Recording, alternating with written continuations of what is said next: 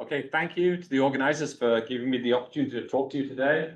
I'm going to talk about some recent work that I've been involved with connected to lattice fermions, as it says. Great. This should advance too. And this phenomena of symmetric mass generation. So it seems to be off the top of the screen, but it doesn't really matter. It's just the top bar, I think. Yeah. Okay. The way how it works is basically like this. Yeah.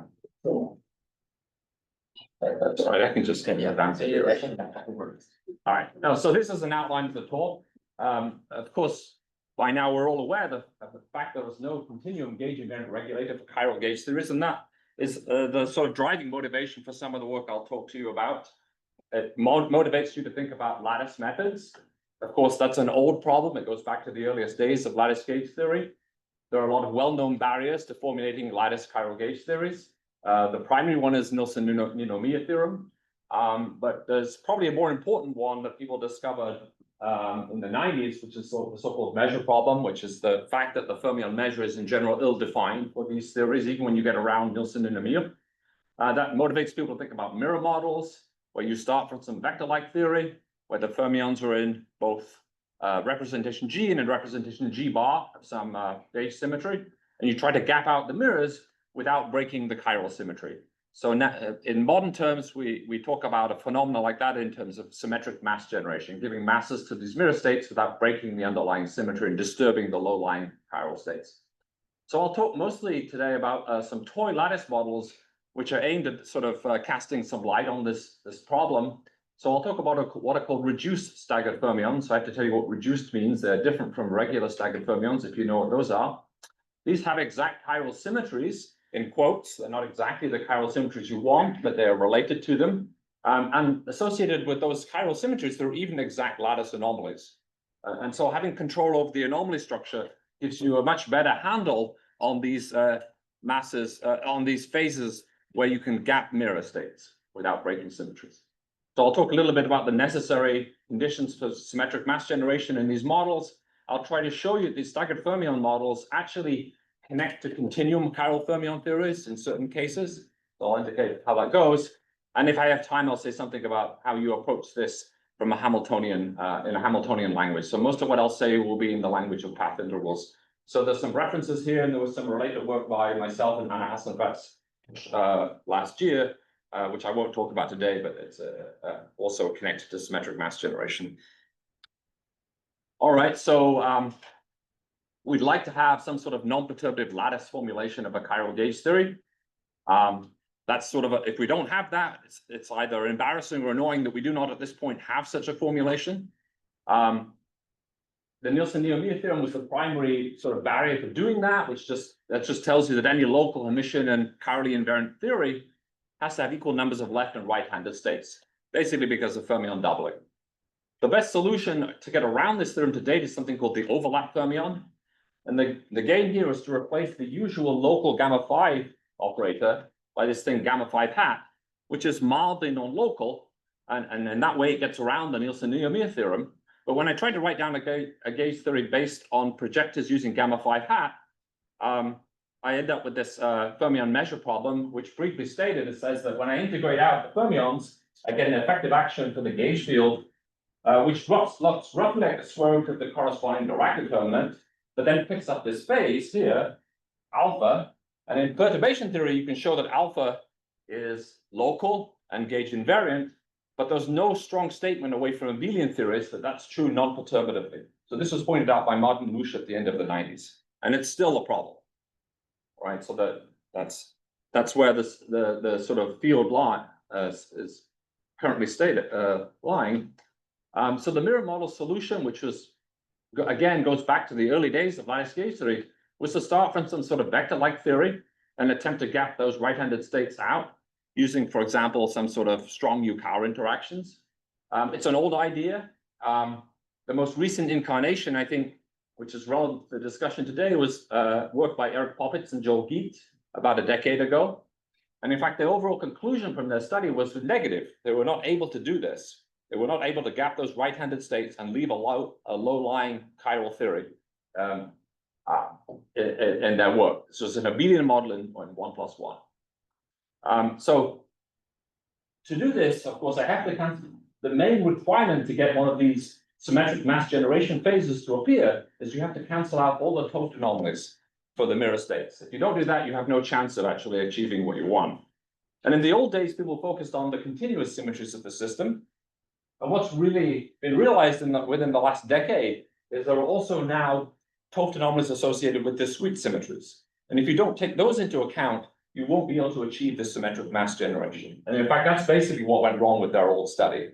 There typically are discrete symmetries that arise because of few-cow interactions, and you have to worry about canceling the anomalies associated, the total anomalies associated with those discrete symmetries. So I'll say a bit more of that as we go along. So the toy lattice system I'm going to think about is something called reduced staggered fermions. So this corresponds in the free theory to 2 Dirac fermions in 4 dimensions. So I have a single component fermion sitting at each side of a hypercubic lattice. These phases eta mu are just these famous staggered fermion phases that arise when spin diagonalizing the Dirac Hamiltonian. The delta is just a symmetric difference operator. This thing has a nice, in quotes, chiral symmetry, which I can take one of these single component fields and I can rotate it by a phase, which depends on this.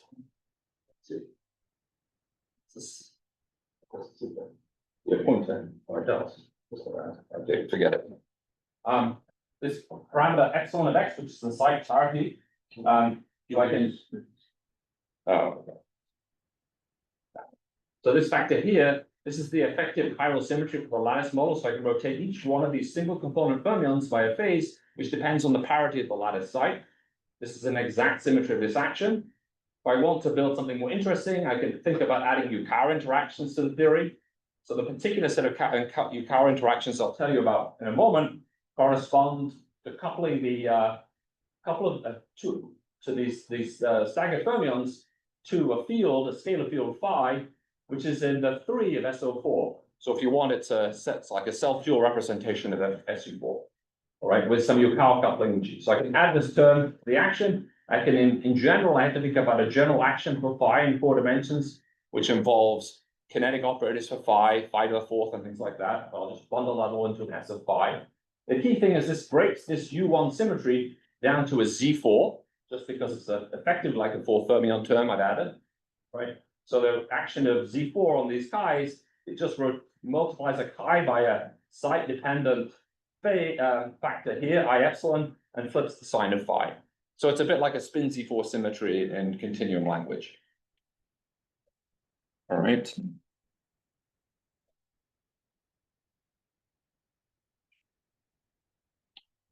All right, so here I'm just going to show you as motivation some numerical results. These were obtained a few years ago now. So this is basically the 4 fermion condensate. So I have to have at least 4 fermions to write this operator down. This is now an invariant under the SO4.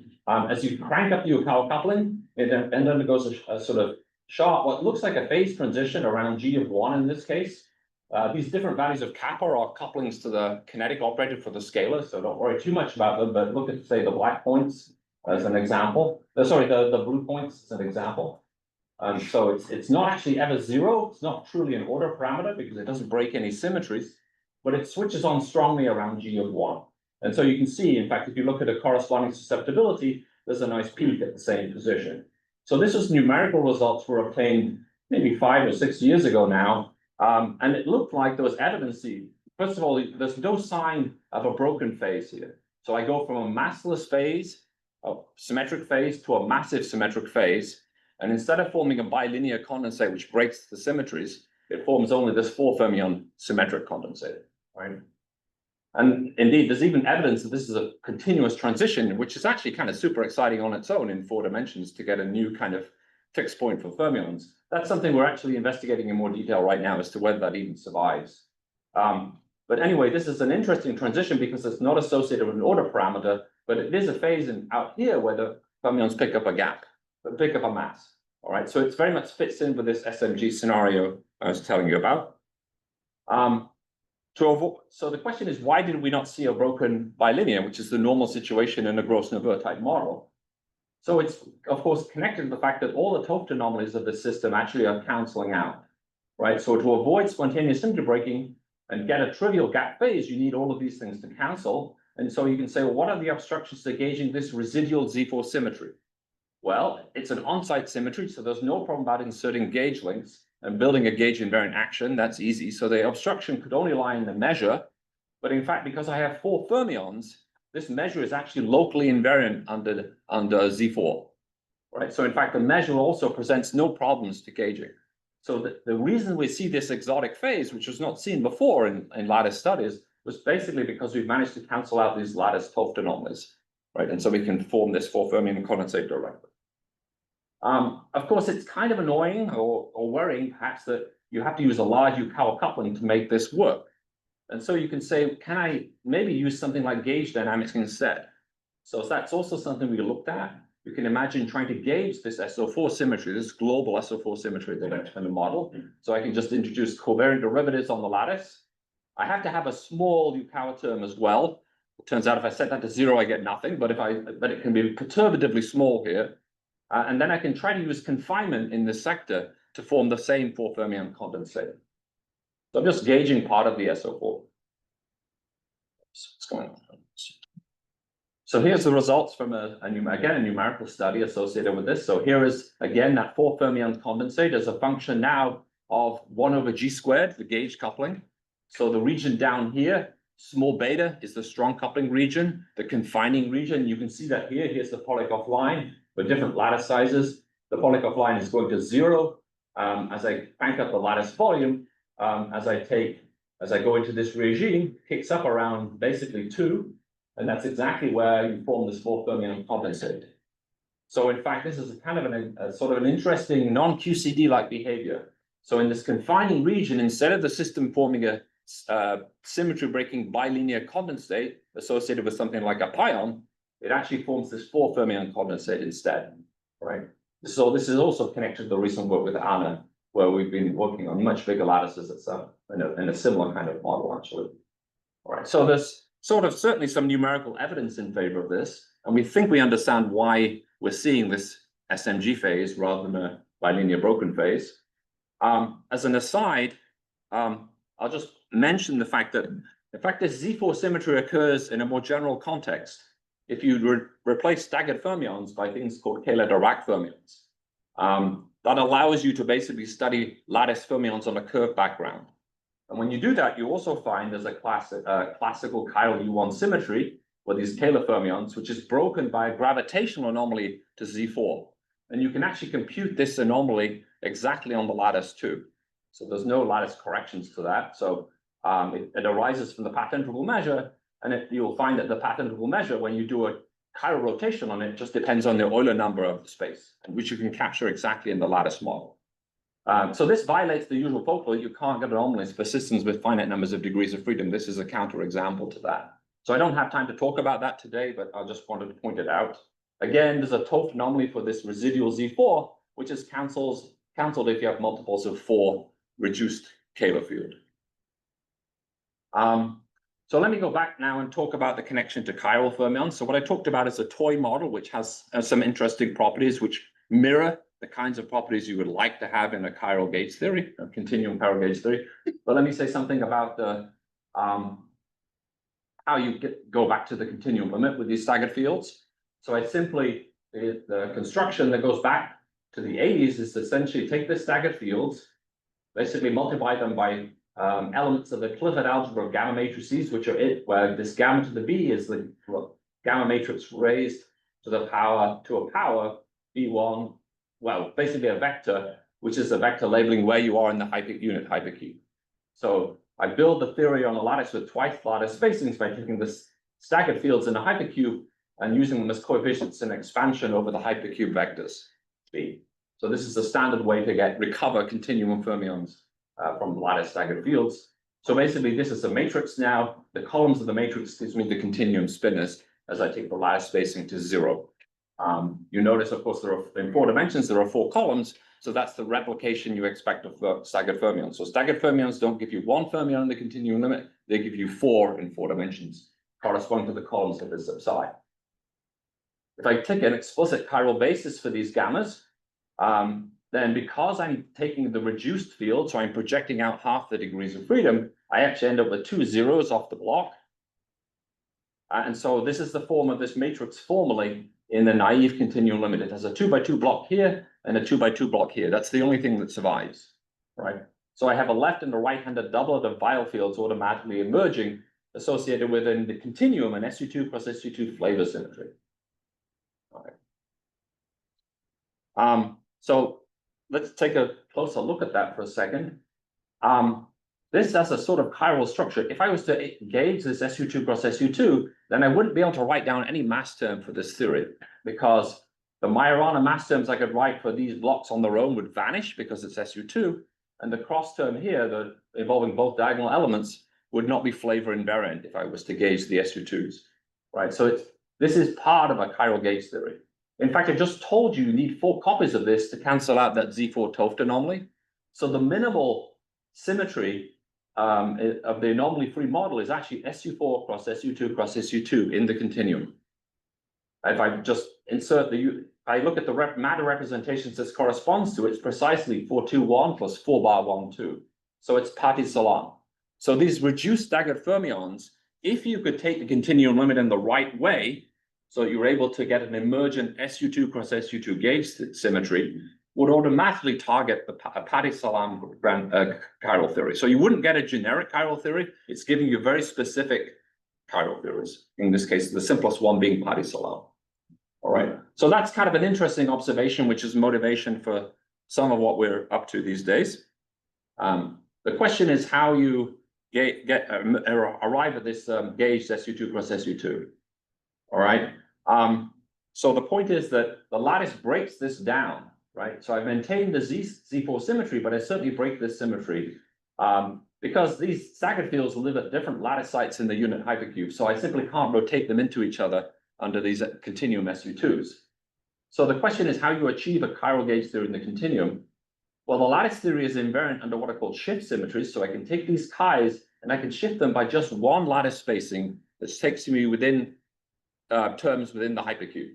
So these are not true translations. These are motions within the hypercube, which ultimately are part of the continuum flavor structure, right? So for example, so these are just exact symmetries of massless stagger theory. This is a funny phase associated with eta. You can compound these shifts, so you can take products of them and take a shift in the mu direction and a shift in the new direction. They satisfy an algebra, which looks very similar to the algebra of the Clifford algebra, except you can do overall block translations on top of it.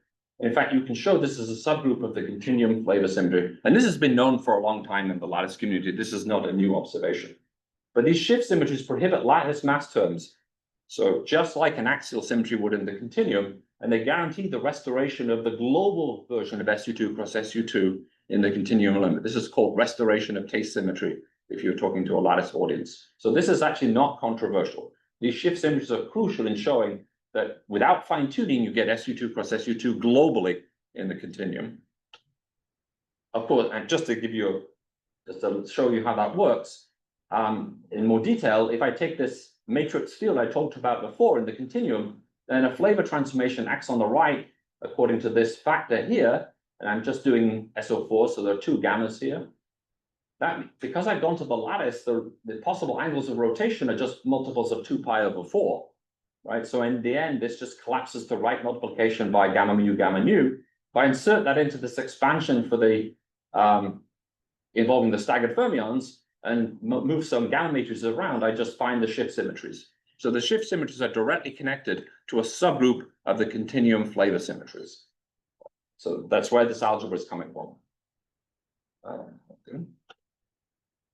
So you can say, well, all right, I need to be able to gauge this symmetry if I'm going to talk about a chiral gauge theory. So how would I do that? So there's the only freedom you have at this point, this is an offsite symmetry, so it's not easy, it's not even clear it's doable, but the only ideas you can pursue are the following ones. When you do this shift, there's a Z2 degree of freedom. You can change the sign of this coefficient arbitrarily and it would still be a symmetry. So what I can try to do is choose that sign locally. that will be the analog of gauging a subgroup of the chiral symmetries, right? So if I try to do that, suppose I take the hopping term for the staggered fermion, and I do one of these general shifts where I allow my alphas to be valued locally in Z2, I will pick up this funny factor here, alpha mu of x plus mu. And then I can try to absorb, you can notice that looks very similar, that factor looks very similar to the Z2 gauge transformation of a plaquette field, right? So I can imagine having an additional plaquette field which dresses the link, which when you do a shift transformation on the fermions, you also do a gauge transformation on the plaquette, the two-form field. When I do that, if I dress the link with products of these staples around the link, I can actually make this a local invariant. So I can, if you want, gauge that subgroup of the shift symmetries, which is connected to the continuum chiral symmetry. And this can be generalized to higher shifts and higher form gauge fields if you want. And so the hope is, and there's no proof, and it quite actually may not be right, is that gauging this discrete subgroup of the flavor symmetries will lead to some sort of emergent SU2 cross SU2 gauge theory in the continuum. So I know the global situation, the shifts definitely give rise to the global SU2 cross SU2. The question is, can I play this game with higher form lattice gauge fields to try to make a similar statement when I gauge the subgroup? So that's one statement. I think, what time is it now? 4 more minutes. 4 more minutes. Okay, I'll just say a couple of words. So I don't have much time left. So let me just say, we've also been thinking recently about how to rewrite these constructions in a sort of Hamiltonian language. And so the lattice, the Hamiltonian you need for staggered fermions looks like this. It looks basically can be written in a similar way to what I showed you in the Euclidean case, except that now I'm only summing over spatial directions. These are the spatial staggered fermions. These are analogs of Majorana fields. So I have single component real objects now located on a lattice. They satisfy the usual algebra, right? So this is like a Majorana chain, but in higher dimensions. This Hamiltonian is invariant under a vector rotation. I can just rotate these two lambdas into each other. So it's an SO2 there. I can also do these shifts I told you about in the spatial directions, where this matrix R is just rotates lambda 1 into lambda 2. I can also do something analogous to time reversal. So I can flip lambda with this epsilon factor like we saw in the Euclidean fact. This is the spatial site parity now. And so I can construct a whole bunch of operators associated with these guys. These operators mostly commute with each other, but the single shifts, the odd shifts don't commute with time reversal. So there's potentially a 't Hooft anomaly lurking in the system, seen in this Hamiltonian language, in the fact that the time reversal and the shift symmetry, the discrete axial symmetries, don't commute, all right? Which means that if I try to gauge either one of those guys, I'll break the other, right? Again, this is visible and directly in the lattice theory. I don't have to be in the continuum limit to make these statements. Okay. You can write down explicit forms of these symmetry operators. These are analogous to what Seiberg wrote down in 1+1 dimensions. You can do it in higher numbers of dimensions now using these staggered fermions. It seems like staggered fermions are the natural way to generalize those 1+1 constructions up. This is just what happens in D = 1, but you can write formulae down in any number of dimensions. I can try to see how to cancel those 't Hooft anomalies off. So it's clear that if I take multiples of 2 fermions, I can make the shifts commute with time reversal. So it seems that if I increase the number of fermions, I can try to cancel out these 't Hooft anomalies that I'm seeing in the Hamiltonian formalism. There's clearly this T symmetry of the Hamiltonian seems to play a similar role to this chiral or epsilon symmetry in the path integral, but the precise connection is kind of unclear to me at the moment. So I'd say this is unfinished business at the moment. So let me just summarize. These sort of staggered fermions present an alternative path to constructing at least particular lattice chiral gauge theories. They're not constrained by nosonomia. The relevant symmetry is not gamma 5, but it is another on-site chiral-like symmetry, twisted chiral symmetry. The discrete 't Hooft anomalies survive discretization, which is a nice feature and allows you to understand the numerics I showed you before, but also allows you to project as to which models are capable of yielding symmetric mass generation and hence being an ingredient to constructing mirror models. I told you the sort of the simplest naive continuum limit you can take for these models actually gives me the Patty-Salam gut theory. So the fact that the staggered fermion theory gives you more fermions than you wanted, right? Not just one, is actually a positive in this. It's a bonus here, not a problem. It actually tells me that I have to have minimal numbers of fermions which fit into the Patty-Salam representations. That's maybe significant. And we're in the process of trying to understand how mostly this Euclidean analysis can be sort of redone or understood in the language of Hamiltonian staggered fermions.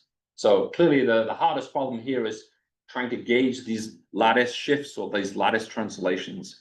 And I showed you one way we've thought about doing it. It's not clear to me that we'll be successful in the end, but it's certainly an interesting direction. This builds off various work by Seiberg, by Shao, and various other people as well. They're also trying to gauge lattice shifts in a similar fashion. So thank you.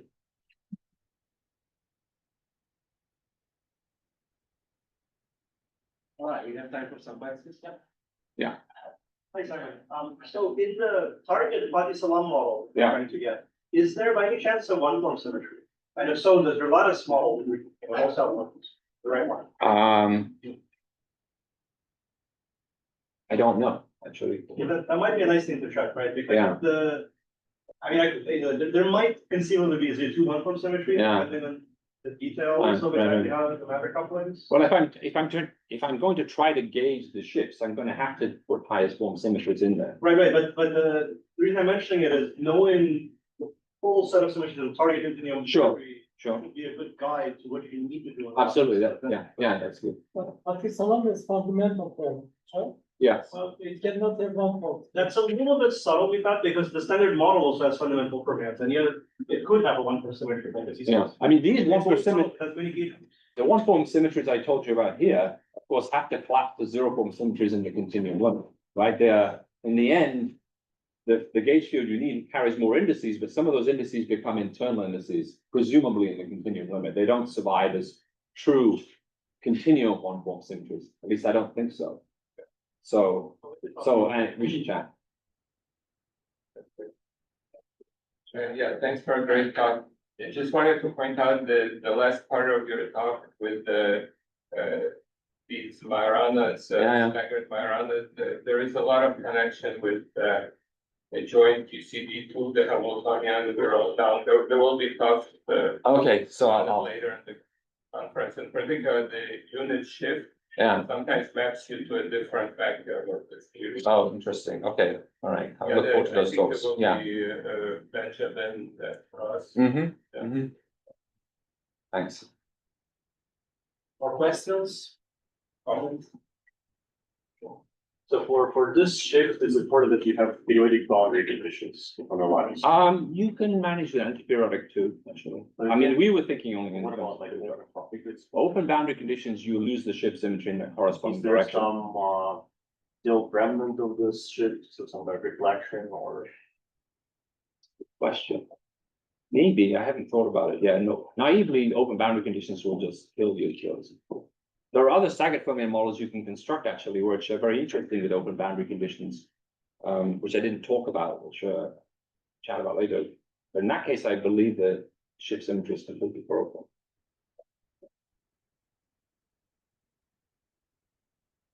All right, if there are no more questions, let's thank everyone for time.